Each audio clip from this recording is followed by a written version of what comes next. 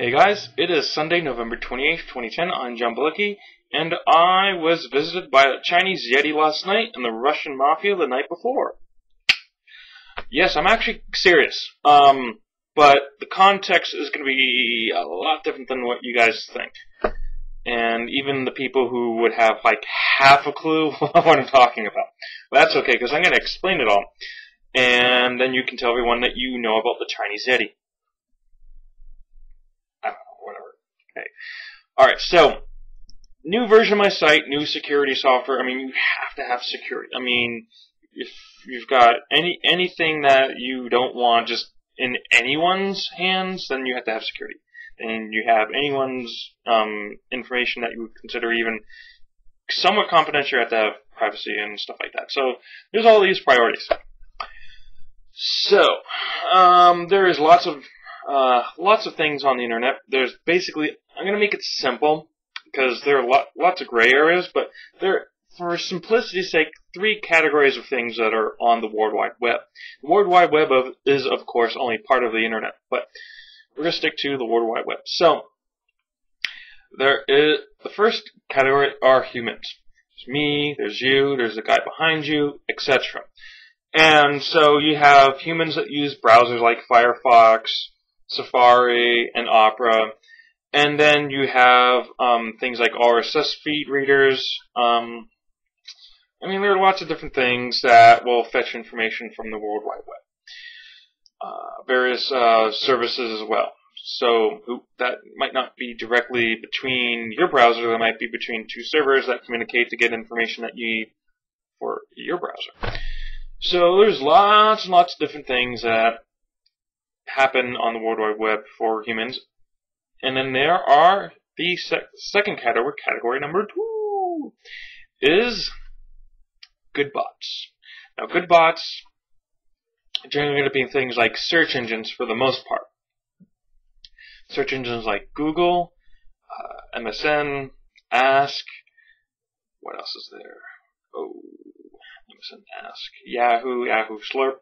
So, now, what they do is, you go and you type, you search something in internet, it's like on Google. It's not, Google's obviously not searching the entire internet like that fast and giving you a result. They're obviously searching through their own servers and stuff. And your guy's like, get to the Yeti. I'm like, hold on, we're getting there. So, obviously they have to go to my site and everyone else's site, get a copy of the page, bring it to the server and say, what is this page about? Oh, this page is about music. This page is about sports. This page is about Yetis. Alright? So, and then once it figures out what the page is, then it figures out how the page relates to all the other pages that relate to whatever those words are that it thinks are important on the page. And then it figures out, okay, so when Bob searches for pink Yetis, this page will be like the third most important page we think that is relevant, etc. So they have to figure all that out. So they have to come to the site to get a copy and look at it, and they have to continuously coming back to all the pages on occasion to make sure they have the latest copies. Otherwise, you'd be like searching like the World Wide Web from like 10 years ago, and you'd find nothing but poetry. So anyway. Then you have bad bots. And bad bots, well, you've got things like email scrappers, content scrappers, header referral spam, what else you got? Guest book spammers, forum spammers, blog spammers, spammers. I suppose you could put denial of service attacks in there, where basically you just have, like, let's say someone doesn't like you, they just get like hundreds of computers, and I just send mindless amounts of requests to like keep the server so busy that it won't respond to human visitors, etc. So there's lots of crazy, nasty stuff out there, and I would say roughly half the traffic out there is illegitimate, easily, which is actually pretty good compared to email and the spam ratio, which is like, what, 90% or something? Insane. So anyway, you guys are like, tell us about the Yeti and the Mafia and your crew, your adventures. I'm having adventures. Alright, so 2 nights ago, I noticed that the Russian Mafia was visiting my website. Now, obviously, I didn't say, oh, look, the Russian Mafia. I noticed some suspicious activity with a particular IP that made a very funny initial request. I won't go into details, but I will say that the situation was clearly not a human visitor. Even though it looked to more of an amateur, it would look like a human visitor. It was not a human visitor. I know that. Just when you get into this stuff good enough, you start getting really good at this stuff, then you start knowing that's a spammer. So did a little research, looking up the IP, and Googling and Yahooing and Binging and asking. Yeah. Anyway, so doing the research, and I'm like, I'm like finding weird websites where the IP says success. That's it, just says success. I'm like, this is kind of weird. Why would you have something, why would you bother running an Apache server and having, that's weird, but okay. And there were a lot of those with different IPs, so I start researching these IP addresses a little bit further because the information is not going to be directly correlated to the IP. Eventually I come across some Russian network or something, which led me to the Russian Mafia, apparently.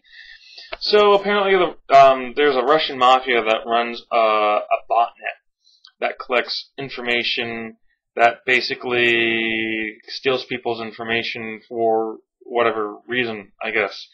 Now, why people would post really sensitive information where a spam bot could just, come out of nowhere and fetch it, I don't know. But apparently there are spammers who think there are people that stupid to do that. There probably are people that stupid to do that, but I don't see how my Brazilian Portuguese translation page would have confidential information. So, yeah. Anyway, so I gotta deal with weird, crazy stuff like that. And then you guys are like, but tell us about the Chinese Yeti. Okay, so there's my site has been visited twice now by a Chinese Yeti. And I'm not lying. It's just, of course, the context. Now, you guys are like, he had the Russian Mafia banging down his door. No. I didn't have a Chinese Yeti, banging down my door. That would be kind of weird. I mean, that would be whatever. So, Chinese Yeti. Well, let me look at my logs, because I have lots and lots of logs. Where's the Yeti? I gotta find the Yeti. Yeti! Okay, Yeti. Yeti is actually the name of the spider for Naver.com. If I type in Naver and hold Control-Enter in the address bar, that's Korean. I'm pretty sure that's Korean. Let's look at this. UTF-8, yeah, okay. Well, that's Korean. I got these translation pages, and I'm getting so used to seeing these Asian characters that you can actually tell the difference between, Korean characters have, more spacing, and Chinese characters have, no spacing. And Japanese characters, some of them have no spacing, and some are, wide open, so whatever. But I still don't know what any of them mean. I just know that the way they look, you can tell which one is kind of which, generally speaking. So anyway, lots of different search engines out there besides the big four, and Ask is tiny for the fourth search engine. Yeah, so Naver, a Korean search engine. I think it's Korean. Or they have a Korean office and it's Chinese too or something. I don't know. So yeah, all sorts of wonderful cookie stuff visiting my site. So I just thought, there's so many things that are out there, and there's so many ways to tell what is what's legitimate, what's not legitimate. And, I didn't really go into any juicy things. I didn't, but that stuff is out there. For someone who knows how to look this stuff up, I don't think the Russian Mafia personally came to my site. what I do think, though, is that these botnets are out there. They're scrapping information. Content scrappers, for example, their goal is to steal content, and it's not like copyright stuff. We're talking basically to steal content, to post it on an illegitimate website, to make it an illegitimate website look like it's legitimate to a search engine, and then to like start like making money through all sorts of kooky stuff by stealing other people's hard work. So obviously, you don't want your content on like some illegitimate website, which I don't want to go through the kind of content that your content could be stolen and posted on and be associated with at that point, because just like it's the internet, not everything on here is awesome. But anyway, so email scrappers, I mean, you do not put your email address on anything. You don't post your email publicly. I mean, if it's private and the search engine can't get to it, then that's usually fine if you trust the website you're going to. Security and privacy is important. I mean, and that just one thing that even you guys, even if you're completely non-technical, you can tell that a website does not securely store their password if they send you your password in plain text.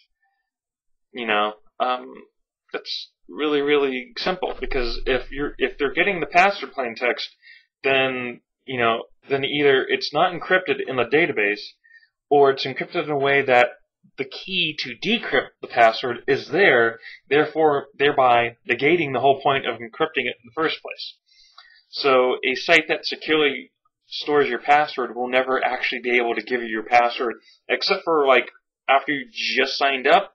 It like might save it in memory for a little bit, but the moment you sign out, it's like lost it. That would be like as far as you could securely go with giving someone's password back to them. But I wouldn't do that anyway. There might be some situation, but I'm going like way off. So anyway, the Chinese Yeti, the Russian Mafia, there are all sorts of kooky things running around the internet. The Yeti was legitimate. The Russian Mafia, not legitimate. And I don't know what else to say. I just thought I'd put it out there. Some interesting stuff that I'm coming across that you can find, and I guess eventually I will, post some more stuff on my blog about that stuff. Though I thought a quick video, or not really a quick video, an actual short video, but someone might find this interesting. So there you go. Thanks for watching, and I will see you guys. I can't speak today. I will see you guys soon. Thanks for watching.